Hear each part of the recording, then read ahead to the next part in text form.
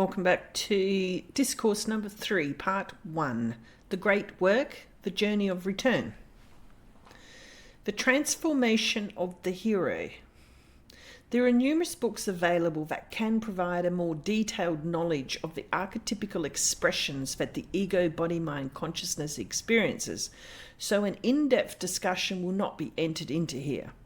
However, although they may have different expressions of polarity as a focus for the personality, the journey of transformation or balancing polarities back to the equilibrium follows the path or the way of the hero's journey, or monomyth as Campbell defined it. A symbolic representation of the stages inherent in this process is shown in this image. As the ego, body, mind, consciousness is created to be the opposite of the Christ consciousness mind, its role is entirely dependent on artificially creating a self-concept or an I, whereby it believes that it is an autonomous and independent entity, separate in body, with personalized thoughts and an author of its own actions. It is the sun in its own universe. As this individuated I is the veil that filters out your true identity as a spiritual essence, it is therefore this I of the ego or self-concept that must be diminished and suppressed to allow for the soul's greater I to come forward for expression. Hence, the steps of this process can be described as follows. 1. The call. Life prior to the call will be everything that is familiar and habitual in your life. It is the everyday reality that holds in place all of the self-concepts of who you think and believe that you are. It is your labels of identification that are used to construct and maintain the I am this of the program. The call will then arrive as a major disruption to one or multiple of these significant labels, which triggers the fear of the unknown confronting your version of life. These triggers may appear as the breakdown of a marriage or a long-term relationship, the loss by death or leaving or estrangement from an important relationship, such as a child, family member, or important friend, the loss of a job or a career that has been a major label as to what you do for a living, a bankruptcy or ending of a business that causes financial problems, the loss of your home, either through divorce, separation, financial issues, or even a disaster such as a fire or flood, a physical illness or accident that is life-threatening or life-changing to either yourself or a significant person or child in your life, the loss of financial security which may accompany or result from the scenarios that just mentioned. The underlying theme that accompanies the scenarios of the call is one of loss, and this loss or multiple losses will cause a severe disruption to the mental state and capacity of the individual to cope or function. A mental breakdown may occur with degrees of depression and even contemplation of suicide. Whatever form it takes, the dream has now become a nightmare. 2. Resistance. When the conditions of familiarity are severely disrupted for an individual, then fear, anxiety, and panic escalate into extreme stress. The primary survival drive of the primitive brain is heightened to seek the return of the former state of familiarity and the known of the status quo. However, it is the self-concept of who I think I am that comes under extreme pressure to maintain the labels of self-identification at all costs. As psychologist and linguist Samuel I. Hakawara wrote in his book Symbols, Status and Personality, once it is grasped that all human behavior is conditioned, shaped and mediated by symbols, then the idea of self-preservation as the first law of life can be modified to include almost all of the complexities of human behavior. The fundamental motive of the human is not self-preservation, but the preservation of the symbolic self. One of the hidden psychological biases that operate in the human personality construct is known as loss aversion. There is an inherent mental mechanism that makes the concept of loss, whether it be a physical possession or a relationship, as extremely painful. Therefore, there is intense resistance to the experience. This stage hence becomes one of the fight, to hold on and not let go of the attachments that the personality is emotionally invested in as a concept of its self-identity. 3. The mentor or helper. When the self-concept becomes fractured and alienated from the familiar, then a drive to seek relief is sought. This is often symbolized by a retreat or withdrawal from the world, either voluntarily or enforced by circumstances. A significant symptom of depression is the need to withdraw and seek solitude, to escape and retreat from the onslaught of emotional overload. This state allows for something new to appear that wasn't known or sought prior to the call. The helper or mentor is the mechanism that new information is now available because the personality is open to receiving it. The mentor or helper is not necessarily an individual person, but it can be, but may also include new knowledge in the form of books, counselling, therapy, a course or treatment of some kind. Whatever the form, its role is to turn you within. In the previous normal state of life, the journey within was never contemplated because of the belief that the mind was irrelevant and even unknown. It was always turned outwards towards the external world of physical actions that were determined as the primary way of getting one's perceived needs met. It is the role of the helper or mentor to assist in this turning within process, to seek relief of peace and security within oneself, not from the external world. Spiritual author Joseph Brenner is an example of such a guide or mentor that appears in spiritual texts written to guide the aspirant or seeker on the path of initiation. In his book, The Way to the Kingdom, he writes, "The way to the kingdom is within, where personalities do not exist. On that journey, therefore, they must be left behind. No one can expect to drag personality along and get very far. For the earnest ones, the true disciples of Christ, have speeded up ahead, unhampered by the load others are attempting to carry." Number 4, trials, tests, and challenges.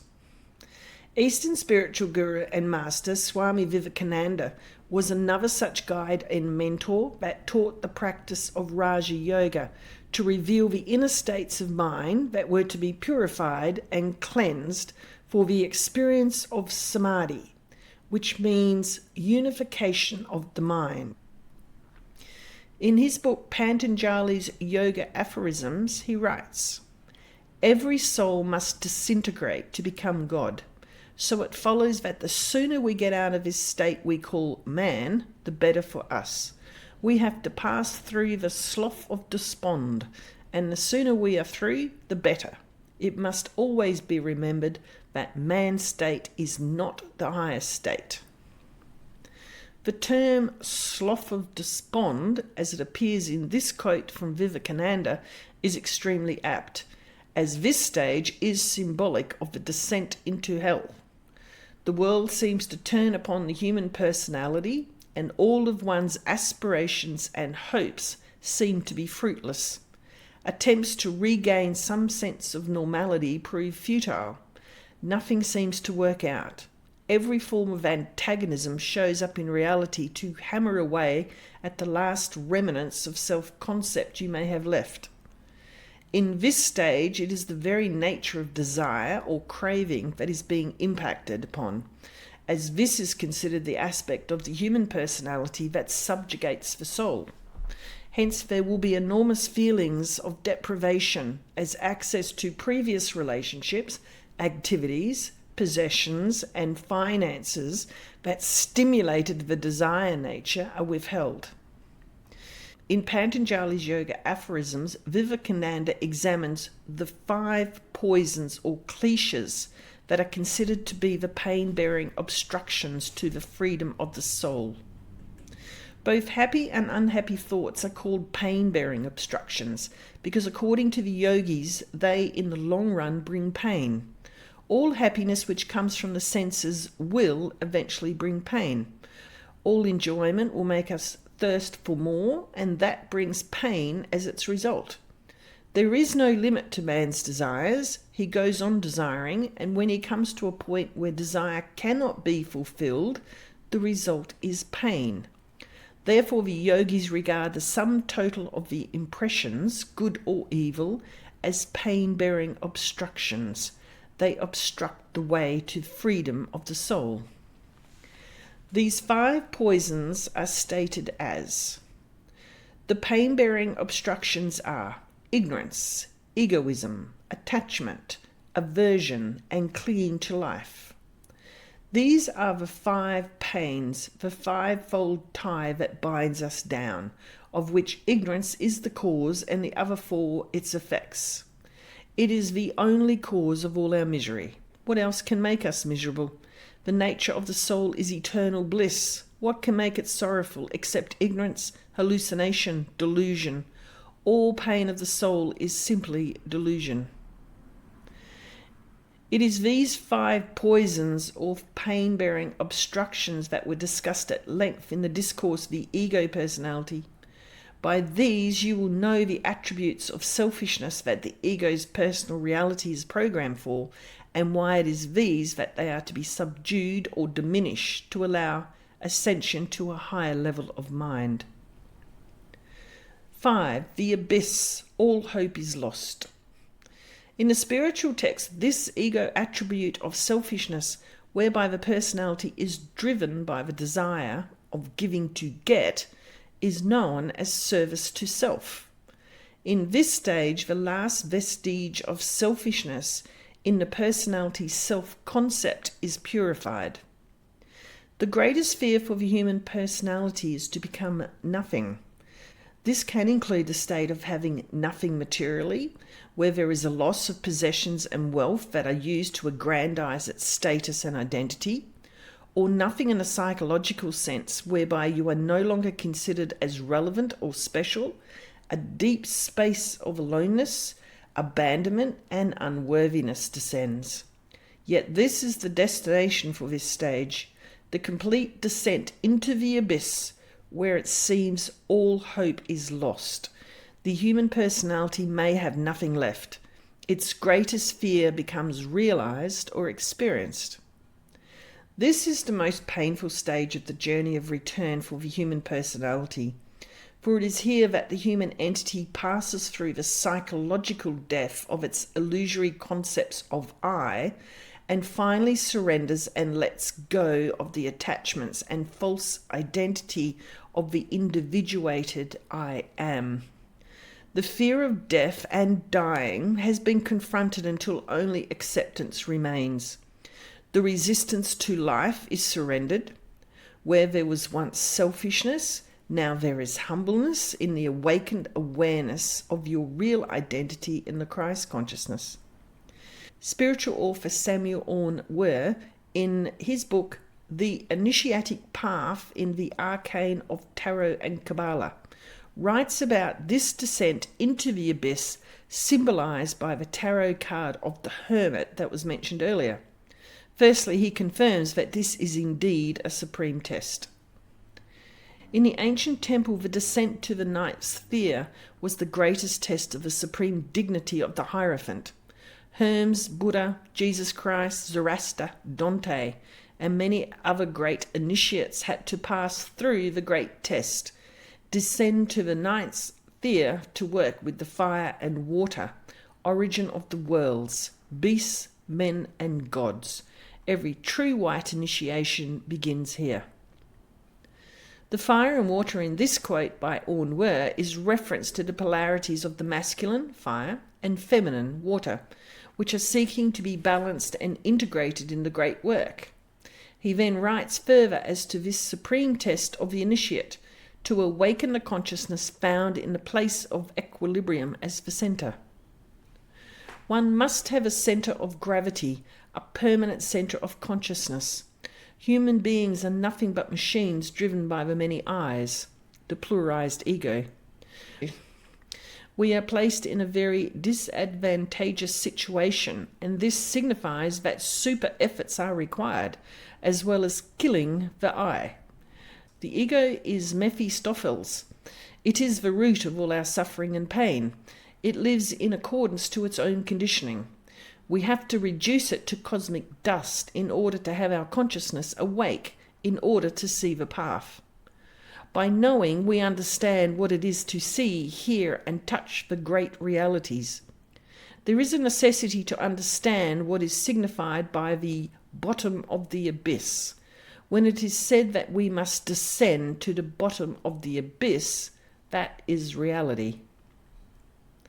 In the modern era, the great work would be known as emotional intelligence, as this stage of transformation is centered in the release of old emotional patterns or states of being. Old programs of the original personality or self-concept are grounded in emotional reactions that originated in childhood as attachment issues. Hence, this work focuses upon releasing those emotional addictions that keep recycling throughout life and recreating the same personal reality that ensures its repetition and continuity. As the archetype is the pattern that provides a blueprint to what emotional nature will express within your personality program, the disruption to those chemical expressions at a psychological level is what makes this stage extremely challenging. The term Enneagram is another word that can describe the archetype, as it reveals a type of personality that is expressed through the human entity.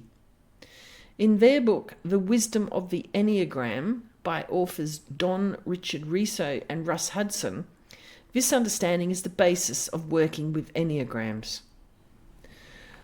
The core of this sacred psychology is that our basic type reveals the psychological mechanisms by which we forget our true nature, our divine essence, the way in which we abandon ourselves. Our personalities draw upon the capacities of our inborn temperament to develop defenses and compensations for where we have been hurt in childhood. In order to survive whatever difficulties we encountered at that time, we unwittingly mastered a limited repertoire of strategies, self-images, and behaviours that allowed us to cope with and survive in our early environment. Each of us therefore become an expert at a particular form of coping, which, if used excessively, also becomes the core of the dysfunctional area of our personality. As the service to self program of the ego, which expresses as selfishness and manifests as desires to maintain the illusory self-concepts of the personal I, are transformed, the true essence of your spiritual nature is now able to emerge spontaneously. Thus, one of the most transformational insights that Enneagram can provide is the realization that we are not our personality. To begin to understand this is to undergo a transformation of our sense of self.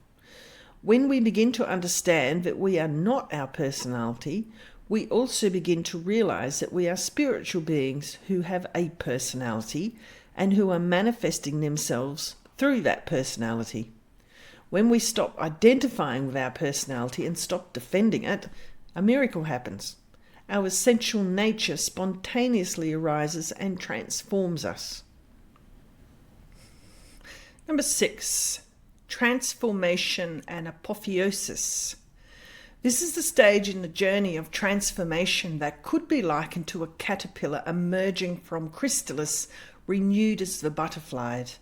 The child within is transformed by a spiritual maturity that has been released from the old patterns of dysfunctional and selfish behaviours that previously governed and directed its experiences in life. As philosopher Immanuel Kant once said, enlightenment is man's emergence from his self-imposed immaturity. The ego body-mind consciousness, when expressed as the archetype, is the biased expression of a particular polarity. In the earlier discourse, You Create Your Reality, the following image was used to symbolize this polarization of energy. The state of imbalance, as symbolized by the chaos figures of the yin and yang, are the emotional states of being that were inherent in the archetypical personality type. This state of imbalance in polarity maintains the judgments that are inherent to the lowest state of consciousness that the ego expresses.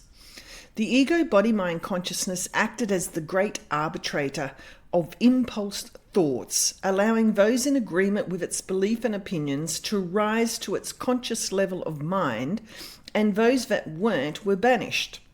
This is the selfishness or bias towards service to self program.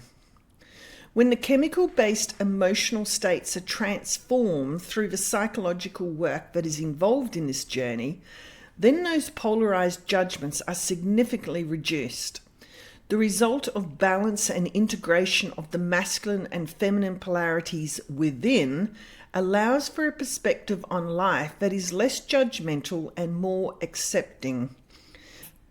This stage is then the experience of now perceiving in the state of non-judgment, where the underlying unity of life is now recognized and known intuitively or felt. The acceptance experience in the stage of the abyss is now that of non-resistance, non-attachment, and non-judgment. This new state of mind, that is the expression of the Christ consciousness, which is whole and complete, is described by Joseph Brenner in his book, The Way to the Kingdom. So he does not judge and condemn as he formerly was wont to do, but somehow sees right through the personality, the souls of others who are wandering in the darkness of his own former state, seeking everywhere without for the light that all the time is shining deep in the midst of them, and they do not know it. It is thus that the disciples' inner eyes are opened, compassion and understanding lift the veil of self and enable him to see through into the souls of his fellows and thus know his oneness with them. This is the stage of true freedom, where the soul is no longer subjugated to the egoic state of constant seeking and desiring, which is the source of suffering. Beingness, when expressed as non-resistance, non-judgment, and non-attachment, allows the human entity to be truly present in the present moment, as this is the only place which aligns with the mind of God in the timeless now. Eckhart Tolle wrote extensively on this place of true empowerment found in the eternal space of now, the space of non-resistance to life. In his book, The New Earth, he writes, "Non-resistance is the key to the greatest power in the universe. Through it, consciousness, or spirit, is freed from the imprisonment in form. Inner non-resistance to form, whatever is or happens, is a denial of the absolute reality of form. Resistance makes the world and things of the world appear more real, more solid, and more lasting than they are, including your own identity, the ego. When this stage is complete, the former lower states of being or consciousness that was expressed as the ego body-mind consciousness is now elevated to the higher levels of consciousness or vibration that were represented previously in the first discourse, the ego personality. Resurrection and return. He whose efforts are bereft of all desire and selfishness has burnt all this bondage of action with the fire of knowledge. He is wise. This stage is symbolized by the return of the initiate in the transformed state of being that is psychologically changed and now possessed of the true spiritual knowledge as to primal reality. It is the enlightened and awakened state of the integrated human personality that has been raised in vibration to express what is spiritually known as wisdom. Hence, Vivekananda states, he is wise. This symbol therefore represents the human entity's transformed state of demonstrating as man with knowledge, a connection and at one-ment with the highest mind of Christ consciousness allows for the receivership of information and knowledge that was previously unavailable. This pure being is what the Eastern philosophies called superconsciousness or superconsciousness, as Swami Vivekananda refers. The yogi teaches that the mind itself has a higher state of existence, beyond reason, a superconscious state, and when the mind gets to that higher state, then this knowledge beyond reasoning comes to man. Metaphysical and transcendental knowledge comes to that man. In the Western doctrines and psychological terminology, this beingness is called self-actualization, as referred to in Abraham Maslow's hierarchy of needs. In alchemical terms of the great work, this is the philosopher's stone, whereby the state of purification of the lower nature is raised to one of equilibrium. In biblical scripture, the Holy Trinity is used to refer to the unity of the Father, the Son, and the Holy Spirit, when this level of beingness of the Christ consciousness is received within the human personality, a return to sit at the right hand of the Father. Behold, I stand at the door and knock. If any man hear my voice and open the door, I will come into him and will sup with him and he with me. To him that overcometh will I grant to sit with me in my throne, even as I also overcame and am set down with my Father in his throne. In this new transformed experience of being, the human personality is imbued with new experiences of expanded perception, love, compassion, kindliness, and a sincerity that is in alignment with self-authenticity. New expressions of inspiration and creativity are now the natural way of living, which allows for one's true life purpose to flow forward, unencumbered by fear, self-doubt, and self-sabotage. With these new gifts that come with the remembrance and awakening, the human entity now returns with a new life to share those gifts and creative inspiration with all.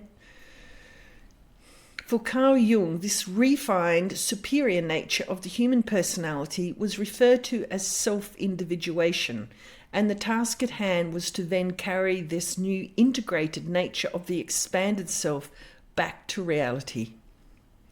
If a sudden separation occurs in the pleroma, there arises the possibility of creation and consciousness. In the completeness of the pleroma, there is nothing to explain or distinguish because change and causality cease to exist there. When we have achieved our greatest capacity for consciousness, the task is to continue our efforts to carry into reality what we have learned. When the previous selfishness of the ego personality traits which expressed as service to self are diminished and the true self is actualized, a new service to others becomes the center of focus. This is the highest intention that a human personality in 3D physical reality can express. I am Ra. There is but one service. The law is one. The offering of self to Creator is the greatest service, the unity, the fountainhead. The entity who seeks the one Creator is with infinite intelligence. The law of one, which allows the Creator to create the experience of the created, is an expansive energy which unites the paradox of disunity and polarities. This is the true meaning of love. Love in the Christ consciousness mind is the place of non-judgment and hence becomes unconditional, free of fear, need, and dependency. The ego body-mind consciousness dominating the lower states of the human personality is the contracted energy, resistance, and hence is the state of fear, or as A Course in Miracles refers, a call to love. Chapter 12 of the text is given to understand love and fear as the only two emotions the human entity is capable of. The Holy Spirit's interpretation of fear does dispel it, for the awareness of truth cannot be denied. Thus does the Holy Spirit replace fear with love and translate error into truth. And thus will you learn of him how to replace your dream of separation with the fact of unity. For the separation is only the denial of union, and correctly interpreted attests to your eternal knowledge that union is true. The path of the initiate or neophyte on the transformational hero's journey of return is indeed a long and arduous one, which may take many years to complete. It is a mastery of the mind that takes enormous dedication, sacrifice, and a willingness to endure and confront the fears that are placed on the path of return. However, the reward it offers cannot even be described within the limited language of words on a page. But the term miracle that is so often used in the spiritual texts perhaps offers the most applicable description. An ordinary life is transcended and elevated to become one of extraordinary, where the mundaneness and struggles of the human entity are surpassed and blessed with the grace and love of life itself, God fully expressed in form. I have already said that miracles are expressions of miracle-mindedness, and miracle-mindedness means right-mindedness.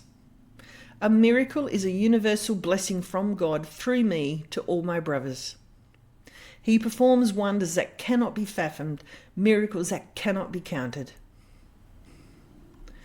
The state of miracles can only come to a mind that has been made whole or holy, for it is only in communion with the greater mind of Christ consciousness that the divine thought stream can flow unimpeded by the lowest desire nature of the ego. The human personality is then guided and directed by an inner voice of intuition, where your life is synchronized and in resonance with the flow of life itself. The will of the divine is received, experienced, and shared with those around you as reflections of unity, love, and justice for all. Not my will be done, but thy will be done on earth as it is in heaven, as the Lord's Prayer declares. Miracles are natural to the one who speaks for God, for his task is to translate the miracle into the knowledge which it represents and which is hidden to you. Let his understanding of the miracle be enough for you, and do not turn away from all the witnesses that he has given you to his reality. This concludes session 19 of Discourse number 3, part 1, The Great Work, The Journey of Return. I shall put a link in the description box below to join me at session number 20. And thank you so much for your attendance today. I look forward to seeing you at session 20. So be it.